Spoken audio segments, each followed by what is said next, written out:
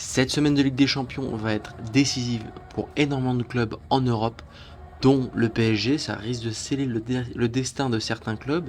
D'autres clubs pourraient se relancer, d'autres clubs pourraient même espérer à une qualification, voire un top 8. C'est ce qu'on va voir dans quelques instants, les points les plus importants de cette septième journée de Ligue des Champions. C'est ce qu'on va voir tout de suite. Footix parisien pour vibrer chaque jour. Les couleurs de Paris, c'est l'amour toujours. Actu déchaîné, prépare-toi au détour. PSG, c'est la vie, la passion, le parcours. Yo yo yo les petits frérots, Footix parisien, vous connaissez déjà une, 2, 3, 4 news euh, tout simplement par jour concernant le Paris Saint-Germain. Là je vous retrouve pour voir un petit peu les clés que vont être dès demain, la septième journée de Ligue des Champions, ce qui est à voir, les matchs qui seront à suivre. Bien sûr, le match le plus important pour nous, ça sera celui-ci, le PSG contre le Sporting. C'est le match que moi personnellement que je vais regarder demain soir, mais je vais quand même garder un œil et regarder les résumés d'autres matchs. N'hésitez pas à me dire aussi dans les commentaires si vous voulez que je vous fasse un petit peu des résumés des autres matchs et si ça pourrait vous intéresser, même si normalement je me fais plutôt les news du Paris Saint-Germain. Là, j'ai envie de faire un petit peu d'autres news parce que c'est relié au Paris Saint-Germain tout simplement. Par exemple, je pense au résultat du Bayern Munich va être relié à l'avenir du Paris Saint-Germain en Ligue des Champions. Si Munich se foire, d'ailleurs on va voir un petit peu le match qu'ils vont affronter. Si Munich se foire, ça a un impact direct sur le match du Paris Saint-Germain. Pour moi, le plus gros match, c'est le match que je regarderais si j'étais pas supporter du Paris Saint-Germain. Et même que je risque de mettre si le PSG, bon j'aurai toujours un œil sur le match du PSG, mais si le PSG demain gagne 3-0 à la mi-temps, ce que j'espère, très clairement, je risque de mettre ce match-là. Inter-Arsenal, pourquoi est-ce que c'est le plus beau match? Tout simplement parce que t'as l'Inter qui va très certainement, on est encore loin, hein, qui peut être champion de Serie A. On sait que l'année dernière, ça s'est joué dans les dernières journées, donc calmons-nous. Mais en tout cas, qui est bien, on sait pour être champion de Serie A, qui a 3 points d'avance. Là où Naples était mieux, mais bon, Naples a perdu des points en décembre, non, début janvier, pardon. Euh, donc voilà, contre ce qui risque d'être, bon on sait qu'Arsenal sera toujours au bout d'un moment, mais ce qui risque d'être le champion d'Angleterre, la meilleure équipe, même si j'aime pas trop dire ça pour Arsenal, vu leur style de jeu, mais la meilleure équipe euh, de ce début de saison. Moi ce que j'espère c'est que cette équipe d'Arsenal va perdre tout simplement parce que j'ai envie que le Paris Saint-Germain se rapproche de ce top 2 qui est très important pour la suite de la Ligue des Champions. Et ça va passer par une défaite d'Arsenal ou une défaite du Bayern Munich. Bayern Munich, on sait à quel point ils sont cliniques en Ligue des Champions, surtout contre des petits clubs. Il ne leur reste que des petits clubs. Donc, une défaite d'Arsenal pourrait faire du bien et pourrait vraiment peut-être relancer le Paris Saint-Germain. Mais pour ça, le Paris Saint-Germain doit gagner. Donc, on est de tout cœur avec les Interistes. Les Interistes qu'on a mis 5-0 en finale, mais on espère que cette fois-là, ils vont mieux s'en sortir. Le deuxième match pour moi à suivre, c'est simplement ce Marseille, j'allais dire ce PSG Marseille, pas du tout, ce Marseille-Liverpool. Ça, c'est un match important. C'est un match important parce que pourquoi? Simplement, si on regarde au classement, Liverpool est 9ème à 12 points. Ils ont fait 2 défaites, dont une contre le PSV Eindhoven. On se rappelle de leur gros épisode compliqué. Liverpool a un énorme épisode compliqué qui s'est soldé au final par une victoire contre l'Inter. Voilà. En ce moment, ça va mieux, mais ça va pas non plus beaucoup mieux. Ils sont 4ème de Première Ligue. Ils ont enchaîné 4 nuls en Première Ligue. C'est-à-dire que là, bon, c'est sûr, cette année, ils gagneront pas la Première Ligue. Ils sont à 16 points d'Arsenal. Déjà que j'ai du mal à voir Manchester City revenir. Mais alors là Liverpool n'en sera pas pour cette année. Il faut essayer d'assurer la Ligue des Champions. C'est le plus important. Mine de rien, comme on voit, bon, c'est un commentaire à part, mais mine de rien, Manchester United, 35 points qui remonte. Euh, voilà, mais en tout cas en première ligue, tous les gros commencent un petit peu à avoir des mauvais résultats et freinent un petit peu. Là où ils avaient fait un très bon début de saison. Et Marseille, comme on a vu contre le PSG, mais on a vu aussi en Coupe de France où ils ont gagné 9-0, on a vu aussi en Ligue 1 où ils ont fait une large victoire. Je crois que c'était face à Angers si je dis pas de bêtises. Marseille est en forme et c'est le moment, je dirais, pour les Marseillais qui, malheureusement pour eux, ne jouent plus la Ligue 1. Ce serait le moment pour eux de faire enfin un gros résultat cette année. Bon, ils ont leur victoire contre le PSG, ils peuvent espérer gagner la Coupe de France, mais il faudrait je pense que pour les fans, ça ferait du bien de gagner contre un grand nom européen pour un petit peu s'asseoir à la table des grands noms européens. Surtout que Marseille a quelque chose à jouer.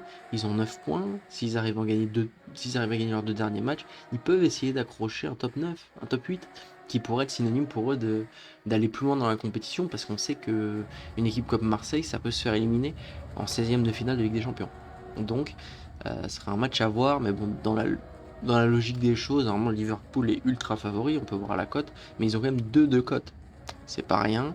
On sait que, par exemple, le PSG demain à 1,75. C'est-à-dire que le PSG a moins de chances de gagner a plus de chances de gagner que Liverpool. Et pour moi, le PSG demain, c'est un match qui va être compliqué. Donc, c'est que ça va être un match compliqué aussi pour Liverpool. Et il faut qu'il fasse attention. Il tombe sur un Marseille, en tout cas, qui est en forme, même si on croise les doigts, pour qu'il perde, pour pouvoir se moquer des Marseillais, pour que je puisse faire une petite vidéo où je me moque des Marseillais. Ça me ferait super plaisir. Bref, ensuite, un match qui pour nous est très important, même si là, je me fais pas d'illusions. Voilà, la cote à 1,10 veut tout dire, tout simplement.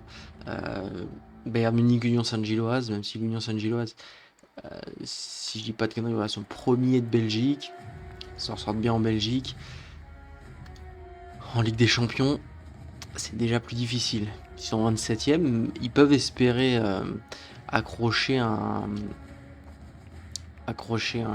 top 24. Il faut qu'ils battent le Bayern Munich. Pour être tout à fait honnête avec vous, j'y crois pas. Comme je vous ai dit, le Bayern Munich, on sait à quel point ils sont cliniques en Ligue des Champions contre les petits clubs. Ça depuis des années et des années. Des 3, des 4, des 5-0, des 6-0, ils s'en foutent. Je pense que pour que le Paris Saint-Germain arrive dans ce top 2, il faudrait que Arsenal se rate 2 fois. Honnêtement, je vois pas le Bayern Munich perdre l'un de ces 2 matchs.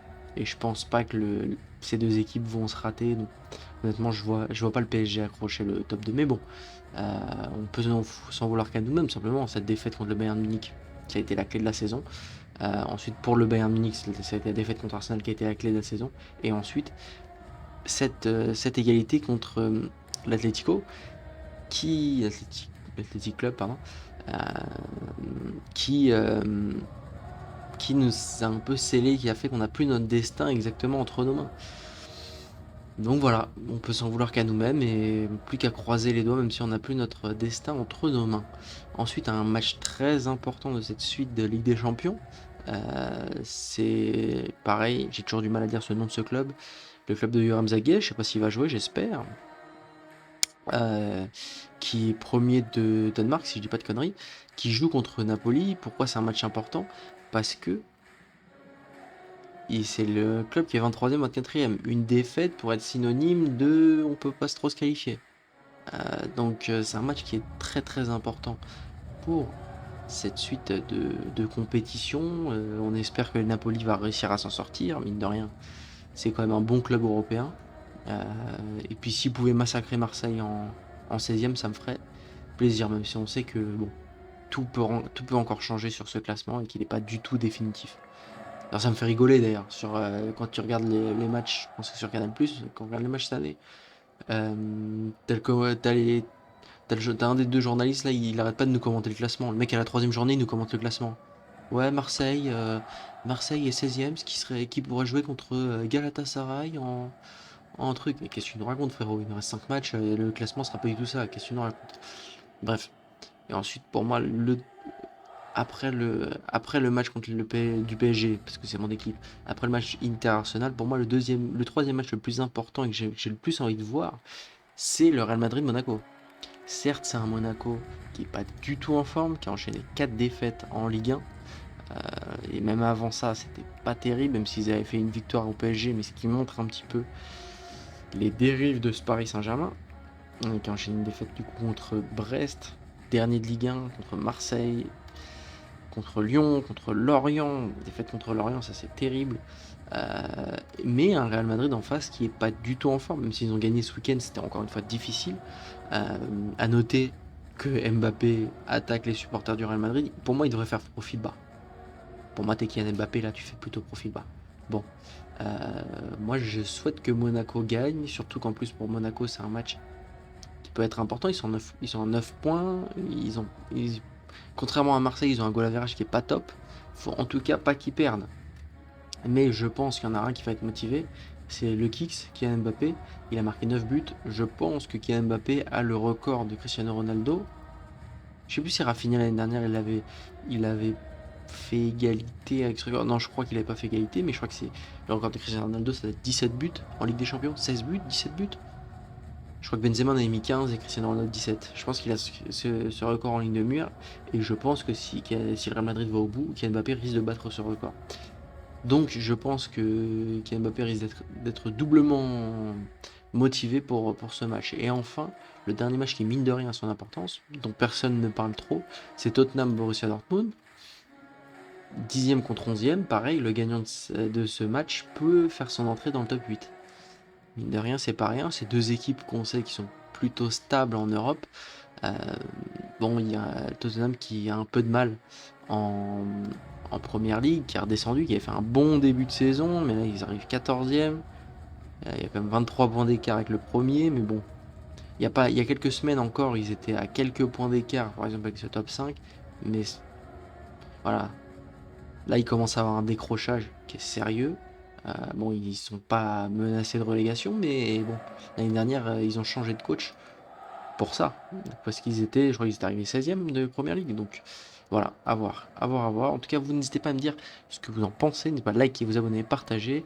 J'ai le challenge des 20 abonnés en janvier. Ça me ferait super plaisir, les gars. Vous vous rendez même pas compte à quel point ça me fait plaisir.